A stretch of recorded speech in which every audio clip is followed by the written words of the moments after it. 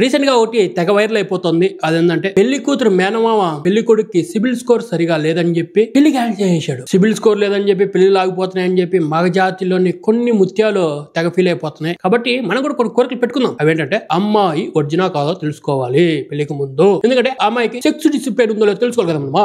నీకు నచ్చిన వంటని అమ్మాయిని పెళ్లికి ముందే అన్ని వంటలు చెయ్యాలి అని చెప్పి నువ్వు రుచి చూడాలి. ఆ అమ్మాయికి కుకింగ్ డిసిప్లిన్ ఉందో లేదో తెలిసిపోతుంది కదా. పెళ్లికి ముందే ఆ అమ్మాయిని వాళ్ళ బాత్రూమ్ నీట్ గా కడిగియాలి. ఎందుకంటే బాత్రూమ్ డిసిప్లిన్ ఉందో లేదో తెలుసుకోవాలి కదా మనమా.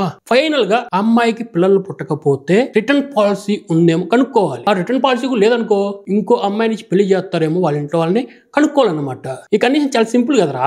ఒకప్పుడు పెళ్లి చేయడానికి అంటే కొన్ని కారణాలు చెప్పేటోళ్ళు అనమాట. అవన్నీ ఇప్పుడు బయట మార్కెట్ లో చాలా బాగా దొరుకుతున్నప్పుడు సుప్రీంకోర్టు వాటిని లీగల్ చేసినప్పుడు నీ తంటాలు పడి పెళ్లి చేసుకొని నీ యొక్క పరువు తీసుకోవడం అవసరమా? ఇప్పుడు సమాజానికి ఒక చెడు పురుగు పట్టింది, దాన్ని మనం నాయన చేయాలి అనుకోవాలి కానీ దాన్ని ఎలా పెంచి పోషించాలి అని చెప్పి చెప్పకూడదు మనం. ఎందుకంటే ప్రజెంట్ జనరేషన్ లో ఆ సమాజానికి పట్టిన చెడు పురుగు పెళ్లి. దాన్ని సిబిల్ స్కోర్ తో కాపాడుకోండి, ఫైనాన్షియల్ స్టేటస్ తో కాపాడుకోండి అని చెప్పడం అనేది ఎరుకోతల తనం అవుతుంది. ఆ పెళ్లిని క్యాన్సిల్ చేసేయండి, అంటే పెళ్లిని అవాయిడ్ చేసేయండి అనేది నా యొక్క వినోపం అనమాట.